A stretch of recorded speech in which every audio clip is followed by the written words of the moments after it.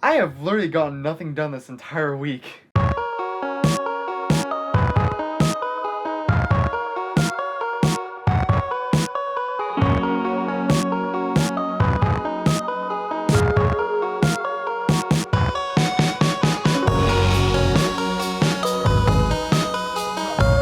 You ever have those moments where you refer to your past self in a third-person narrative? Like, oh hey, past self, why didn't you read that 700-page book? Oh, that's right, you were thinking that future self would have to read it the night before the midterm. Oh hey, future self is now present self. Thanks, past self. I'll be sure to remember that. Which then, I guess, I then become past self, in which case I end up hating future self even though future self is past self, but then...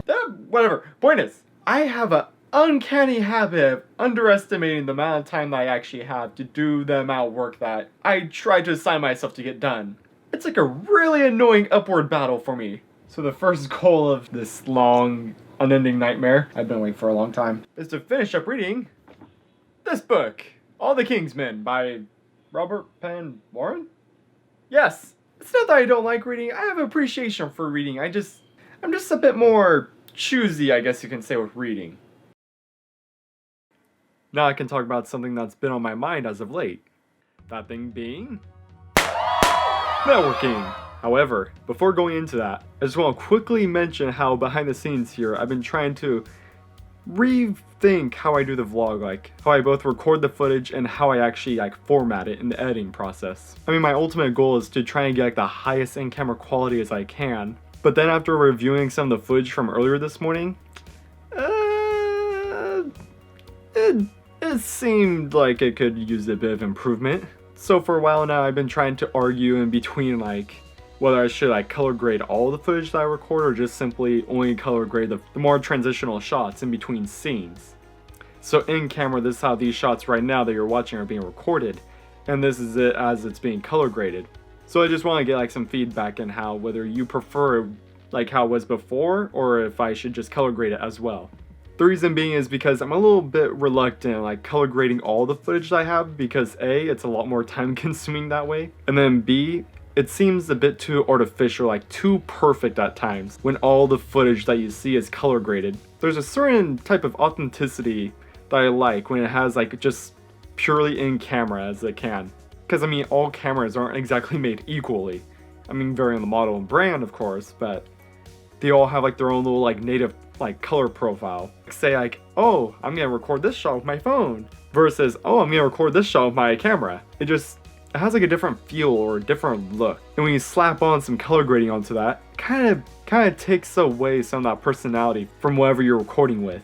So whenever I can, I try to be very selective in how I color grade my footage. But at the same time, I try and do it in a way where I could get a lot more practice and therefore improving myself and my skills. That's why I have a higher appreciation for color grading only select scenes. But I think for now I'm just gonna try and experiment. Try something a little new this way. Whatever, back to my earlier point. Because wow, I cannot stress how incredibly useful of a skill it is to network with people either around you or even on the other side of the world away from you. Because I am of the mindset of no matter what field it is that you're trying to break into or whatever creative sphere you're trying to establish a name in, there is no better skill than networking.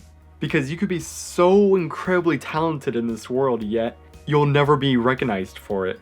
And it's honestly a shame because it's never been easier than now to showcase what quality work you can produce on your own.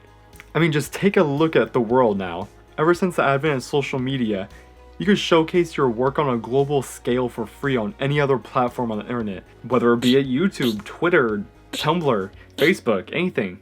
But even then, that may not actually be enough because that's only the first step to many in networking yourself. And there's actually something that rather aptly describes this concept called the 6 degrees of separation theory. Although you may have also heard of it as Kevin Bacon theory. You know, the famous actor Kevin Bacon from. Now just to simplify things, the whole theory basically goes over how you yourself can be connected to anyone in the world within 1 to 6 people. Say, for example, you know a guy who knows a guy who knows another guy who knows another guy who knows a guy, and that guy being the person that may lead you to greater opportunity. Or in other words, basically, you are connected to nearly anyone and everyone on this planet through one way or another. And the reason why I'm talking about this is because this theory has of late become much more real than I would have otherwise given it credit for. Because beforehand it was just more of a fun little fact, like a fun little trivial mind thought. Versus now where it has like more real world implications than I would have otherwise thought it had. Because not even about like a week or two ago, I was actually messaged over Instagram about a possible collaboration. And before I knew it, one thing led to another where I actually had a gig in San Francisco. Arguably one of the furthest gigs I would have otherwise gone beforehand. I mean, sure, it was only like last weekend that I went on this trip. But since then, my skills have increased significantly in that one experience. I mean, for instance, I learned better methods in how to pose a model. Because I mean, sure, I could be the type of photographer that tells the model, move your head by just 3 degrees northeast, versus let your emotions guide you and see what I capture. But no, instead I was actually able to ask some advice from the photographer on site and ask what are his techniques to actually pose a model so you could get that right shot, make it into a more candid moment. Overall, just don't be afraid to reach out to people who are either locally or even internationally, because you never know when down the line you're gonna meet that one person that actually opens up like some options for you in the near future. More than anything else, man, marketing is more about relationships, in my opinion. Like, yeah, because you need other people. You can't do it all by yourself. No. I know, I wouldn't like been here without Hugo over here. Yeah, like it's so much about relationships, and people talk about strategy and tactics and like marketing and all these catchphrases, and believe me, like I work with a marketing team a lot there, but at the end of the day, you building yourself as a model is solely dependent on the relationships you build and the people that get you to a place, and you getting people to places. So like that reciprocation, whether it's to that same person or you're paying it forward to another person, it's super important. However, with that said, I highly recommend, if at all possible, you try and network with people of a similar mindset that you can relate to on a more personal level. Because then you're gonna have a much easier time building up that relationship much more organically than if, say, you were to just like go to some random person and kind of enforce that relationship onto them. Because then it just becomes one-sided, and you may not have that same kind of chemistry that you would have otherwise had with, say, someone that you actually got along with fairly well just from the get-go. As I personally learned, a great way to know that you actually enjoy working with the people that you network with is when you do it out of passion rather than, say, for money. Because it's a process, so like anything else, it's gonna take time to develop a relationship. Because as you start working with these people over and over again, you're gonna start building like a kind of bridge of sorts. And when you do it for money, then in most cases you're gonna more or less likely burn these bridges faster than you're gonna actually be building them.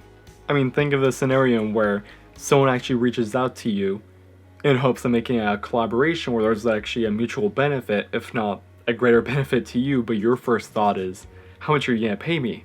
Think of how that would actually make the other person feel, or how off-putting of an impression that may actually create. Versus you recognize the opportunity for what it is, and you go for it, regardless of whether you're gonna actually be losing or gaining money. Because by the end of the day, you're gonna actually learn of, oh, will I in the future enjoy working with this person again, or should I avoid this person? In either scenario, I would much rather encourage you to realize the opportunity to better grow yourself as an individual, rather than just for like a quick paycheck. In any case, always be vigilant in knowing opportunity when it presents itself.